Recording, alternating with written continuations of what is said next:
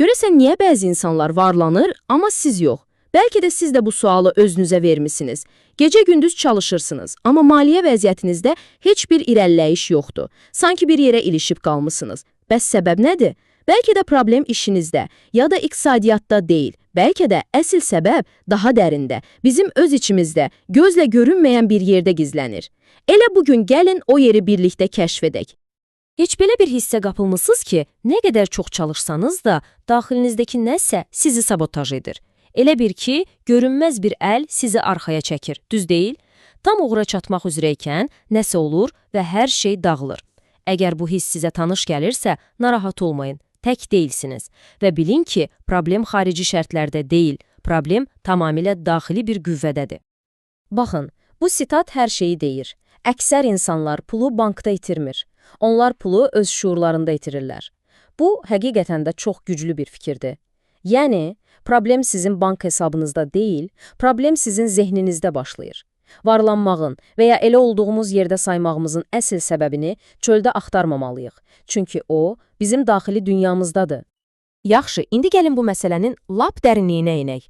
Əsl döyüş meydanı haradır? Bizim zehnimiz. Baxın, var dövlət uğrunda mübarizə əslində çöldə yox, bizim içimizdə gedir və bu yanaşma, inanın mənə, bütün qaydaları dəyişir.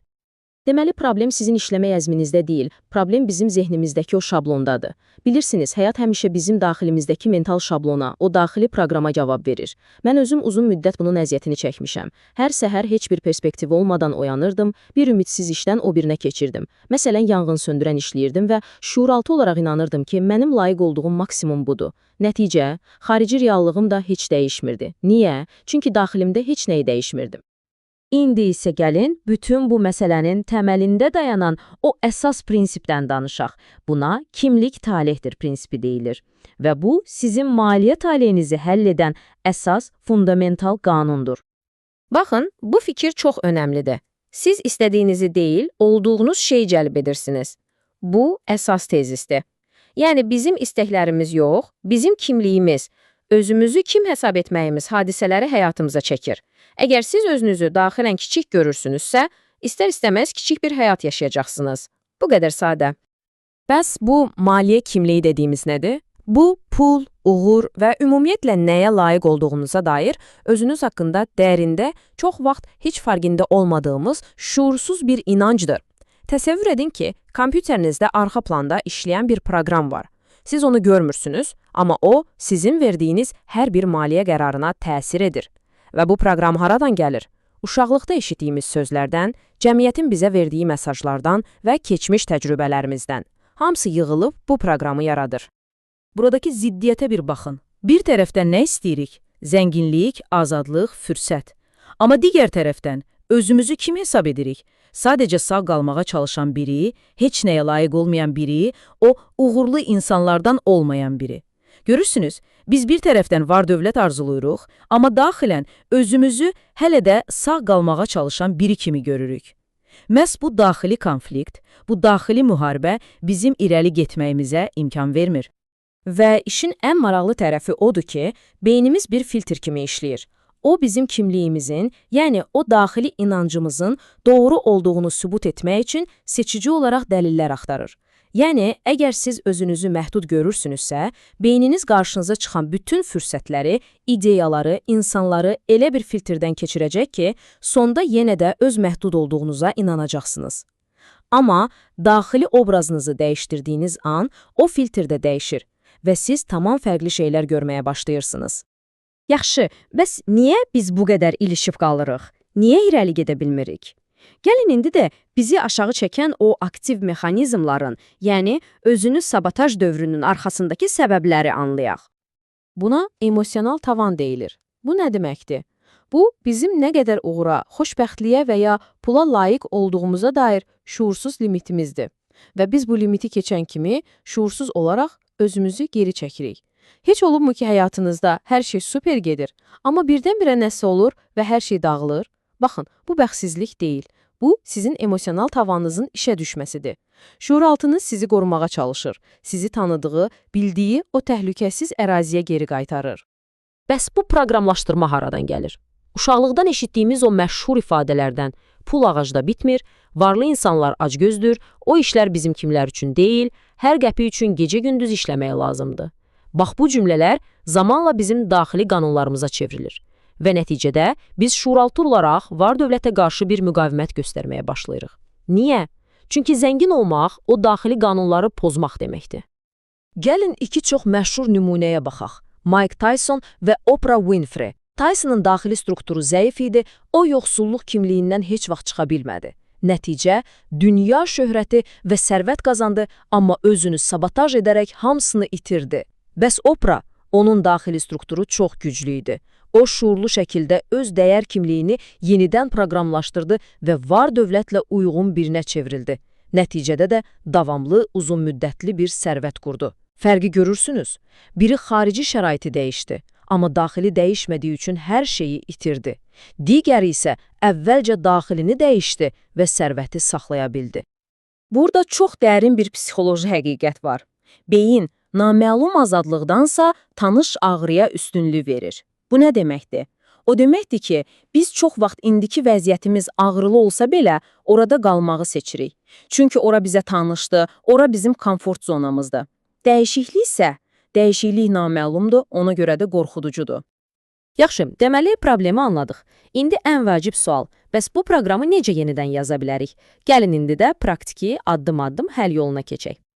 Amma bir şey bilmək lazımdır ki, sadəcə müsbət düşünmək kifayət etmir.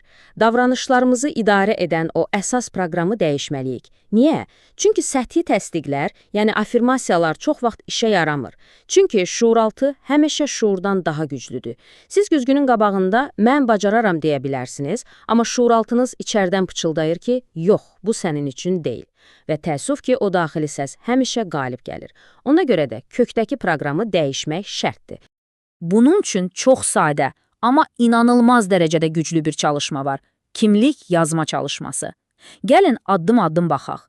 Birinci, mövcud kimliyinizi müəyyən edin. Bir vərəq götürün və maliyyə reallığınız haqqında qəddarcasına dürüst olun. Məsələn, yazın, pul həmişə əlimdən çıxır.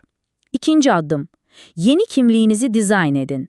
Həmin cümlənin yanına bunun tam əksini, yəni arzuladığınız kimliyi yazın.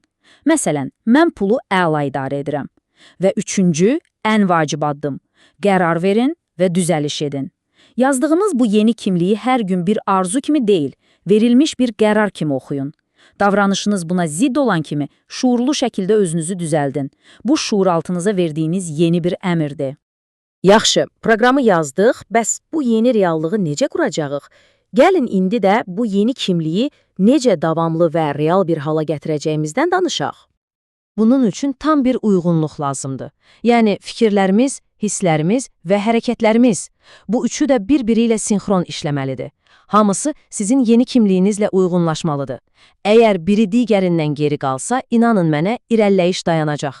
Fərqli düşünüb, fərqli hiss edib, amma köhnə vərdişlərlə hərəkət etmək heç bir nəticə verməyəcək. Və bir də ətraf mühit məsələsi var. Bilirsiniz, sizin ətrafınız ya sizin üçün bir istixana, yəni inkişaf yeri olacaq, ya da bir qəfəs. Ona görə də seçimimizi ağıllı etməliyik.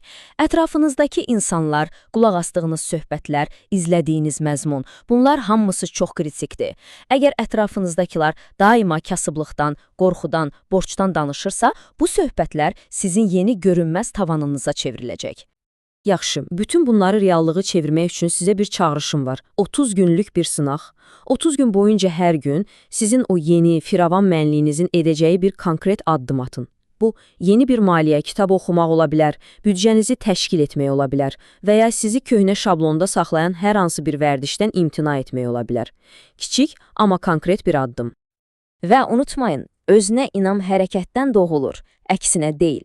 Yəni, özünə inamlı hiss etməyi gözləmək böyük bir tələdir. Hərəkətə keçməlisiniz. Hətta ən kiçik addımları belə atmaq sizin bacarıq və dəyər hissinizi yaradan əsas amildir. Siz hərəkət edin, inam özü sizin arxanızca gələcək. Beləliklə, gəlin yekunlaşdıraq. Əsl iş nədir? Əsl iş, kim olduğunuza dair inancınızı dəyişməkdir. Çünki kimlik dəyişdikdə, reallıq ona tabe olmağa məcburdur. Unutmayın, sizin kimliyiniz səbəbdir, maliyyə reallığınız isə sadəcə bir nəticə. Diqqətinizi nəticəni yox, səbəbi dəyişməyə yönəldin. Və sonda sizi bu düşündürücü sualla baş-başa buraxmaq istəyirəm. Təsəvvür edin ki, həyat bugün sizə istədiyiniz hər şeyi verdi. Sual budur. Onu saxlamaq üçün sizin daxili strukturunuz, daxili kimliyiniz buna hazırdırmı? Bu sualın cavabı bəlkə də sizin bütün gələcəyinizin açarıdır.